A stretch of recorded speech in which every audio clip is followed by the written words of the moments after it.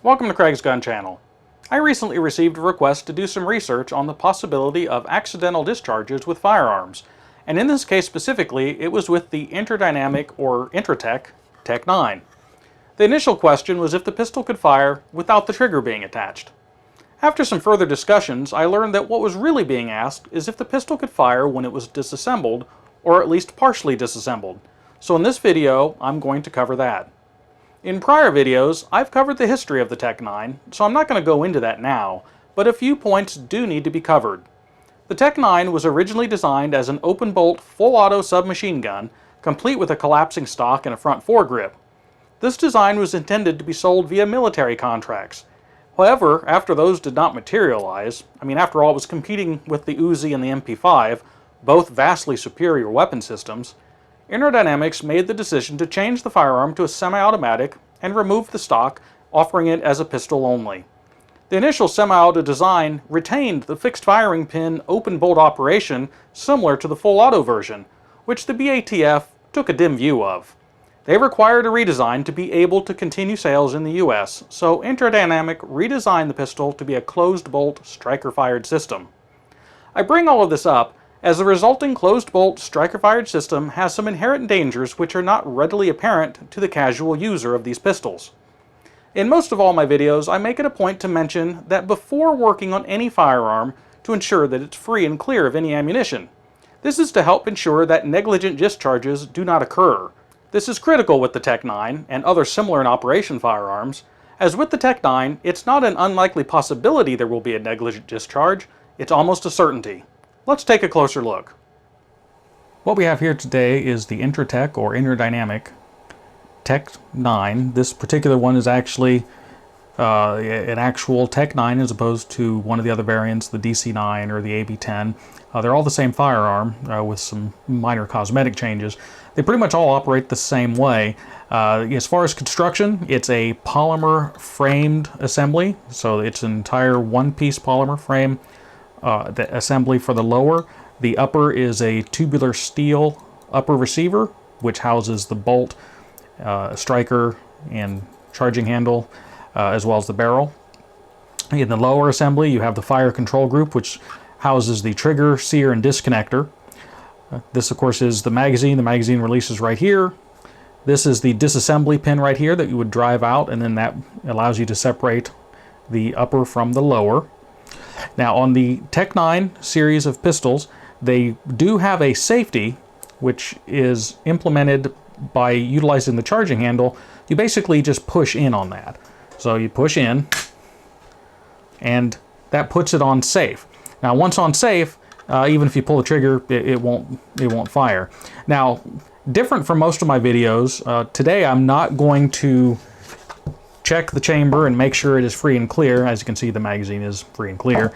However, I have loaded inside a blank cartridge. It's not really a true blank. It's actually a regular 9mm round with the bullet and powder removed. So all it remains is the primer.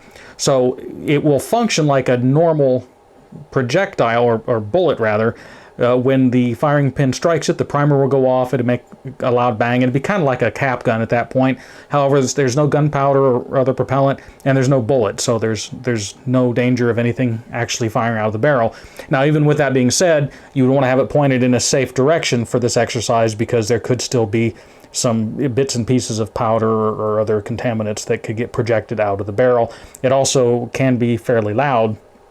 The propellants that are used for primers, even though they're very small, they pack quite a bit of power with them, and it uses that initial kind of oomph, or kind of like a little mini explosion, to ignite pretty much all at once the powder that's within the casing, so that you get a rapid and complete powder burn under normal operation.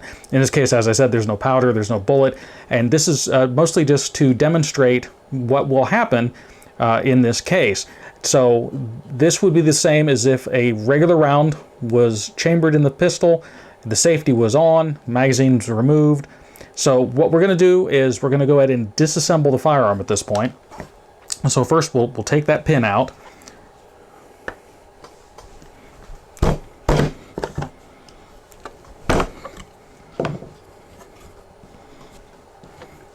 and these pins are frequently a little on the stubborn side. So with the pin removed, you could now remove the upper from the lower. Now, if the safety was not on, as soon as I lifted this up, the firearm would actually go off. It would fire. I'll show you why here in just a second. So right now we'll go ahead and set this aside. So as we look inside the receiver here, this is the fire control assembly. Now this is the ejector. That's what kicks the empty case out of the cartridge when the firearm is functioning or firing. This is the disconnector. Now it basically moves back and forth, and it is attached to the trigger. So when you pull the trigger down, essentially it just pulls this disconnector down with it. This is the sear, this large metal flap piece right here. And then of course there's the spring that puts spring tension on that. Now when you pull the trigger down, what happens is it pulls the disconnector down, and the disconnector pulls the sear down. So when you pull the trigger, that just goes down. Just goes up and down, that's all it does. Now what's happening is this is the striker right here. That flap would be in this position right here, holding that in place. So when you pull the trigger down, it just lifts, it pulls the flap down, and that would basically lift it out of the way of this, and then the striker would go forward. What's holding it back right now is that safety. So when you pull the trigger, the sear goes down. That would release the striker. As the striker goes forward firing the gun, it also pushes on the disconnector. When the disconnector goes forward, it lets go of the sear springs back forward, so the bolt, which is going backwards as the gun fires, is then going back forward under the recoil spring, picking up a new round to chamber it, and then the striker gets recaught back on that sear. When you lift the trigger, release the trigger, the disconnector goes back up and it snaps back over the sear, ready to pull it down again when you pull the trigger. So that's basically how that works.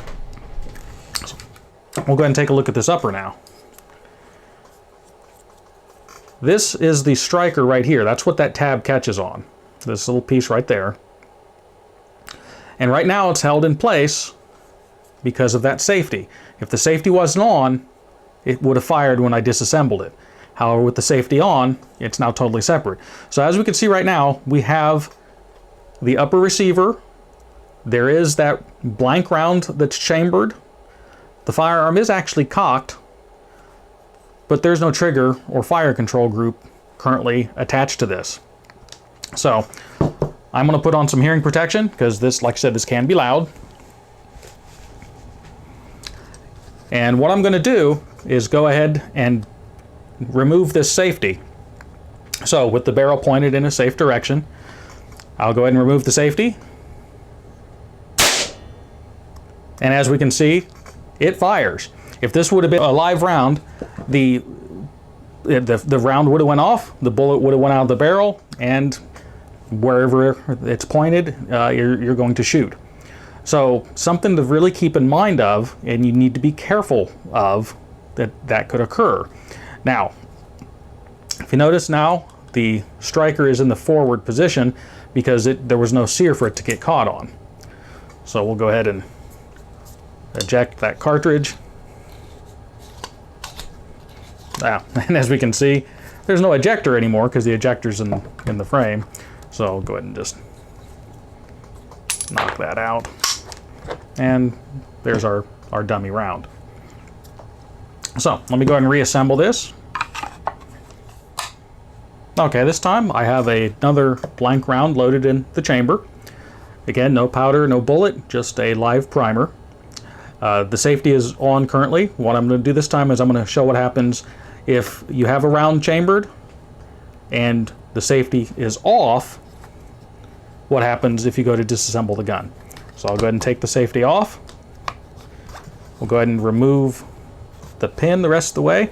It's not fully installed. I wanted to make it a little bit easier to get, just a little bit easier to get apart.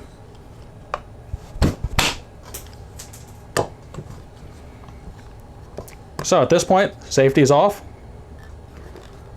So if you would, at this point, would go to disassemble the gun, it would go off. And there's one more thing that I wanted to point out with this. Should you be in a situation where this has occurred, and even if you know that there's a round in the chamber, with the safety on, you can't pull the bolt back to disengage it. So the only thing you can do would be to pull the safety out. Now, the workaround with that, as I said, this is the striker right here. Well, you can pull that back with your thumb. So what you could do, if in that situation, you could hold it back with your thumb, then take the safety off, slowly let it go forward, and at that point, then you'd be able to open it up. As you can see, should you not clear the firearm before attempting to disassemble it, it's almost a near certainty it will fire. While I know this as the likely outcome, I also recognize that I'm not the average firearm owner. I'm someone that's very familiar with firearms, and they are a large part of my daily life. I not only shoot them, I build, modify, restore, and fix them. Someone, especially someone newer to this kind of weapon system, might not know all of these things. That's why I wanted to make this video, to show you this potential danger. I want to add that while I would not say the Tech 9 is a great firearm, because it's not, they're plagued with operation issues and poor construction, I also wanted to make clear that I'm not blaming the weapon for this issue. It's not a flaw in the gun. The reality is that many firearms, especially striker-fired ones, have the capacity to fire if disassembly is attempted while they're loaded. This is why it's critical to always ensure it's not loaded before attempting any type of work on them. I hope that this information is of value, and if you like the video, I would ask that you hit the like button and subscribe if you want to continue to see more like this. I appreciate your viewership, I value your comments and feedback, and as always, until next week, stay safe.